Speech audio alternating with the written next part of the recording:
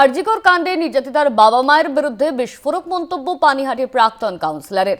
বারবার মৃত চিকিৎসকের পরিবারের নিশানায় মুখে পড়ে অবশেষে মুখ খুললেন প্রাক্তন কাউন্সিলর সঞ্জীব মুখোপাধ্যায়।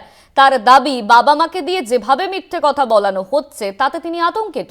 কুৎসা অপপ্রচার বন্ধ করার অনুরোধ জানিয়েছেন প্রাক্তন কাউন্সিলর।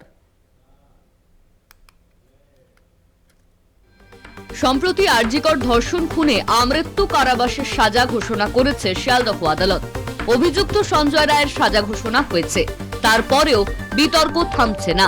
সাজাতে খুশি নয় শাসক বিরোধী দল থেকে নির্যাতিতার পরিবার। উঠছে একাধিক প্রশ্ন। তৃণমূল সহ বিরোধী দলগুলির তরজার মধ্যেই মুখ্যমন্ত্রীর অপসারণের দাবি জানিয়েছেন নির্যাতিতার পরিবার। বাবা মায়ের তরফে বারবার বিস্ফোরক অভিযোগ ওঠায় এবার মুখ খুললেন পানিহাটির প্রাক্তন তৃণমূল কাউন্সিলর তথা প্রতিবেশী সঞ্জীব মুখোপাধ্যায়। তার দাবি, পরিবারকে দিয়ে যে ধরনের মিথ্যে কথা বলানো হচ্ছে তা ঠিক নয়। পাশাপাশি তার দাবি, সফট টার্গেট করা হচ্ছে তাকে। দেখুন, আমি তদন্তের স্বার্থে ভেবেছিলাম মুখ খুলব না। শুধু এই কথা নয়, আগে অনেক এসছে, সব দেখতে দেওয়া হয়নি, দ্রুত দাহ করে দেওয়া হয়েছে, আরও ভয়ঙ্কর আছে, রক্তগঙ্গা বইয়ে দেবো, এরকম নিয়ে একটা করা হয়েছিল। আমি তখনও বলেছিলাম সফট টার্গেট করা হয়েছে।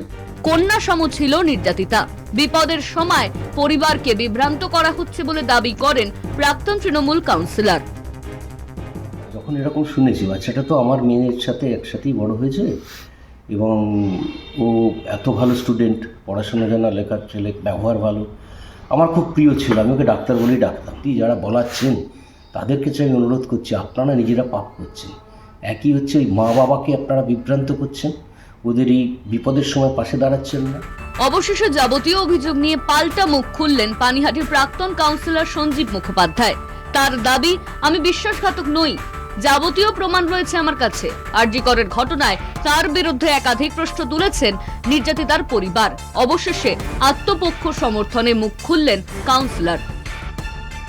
জয়ন্ত মজুমদারের রিপোর্ট, কলকাতা টিভি।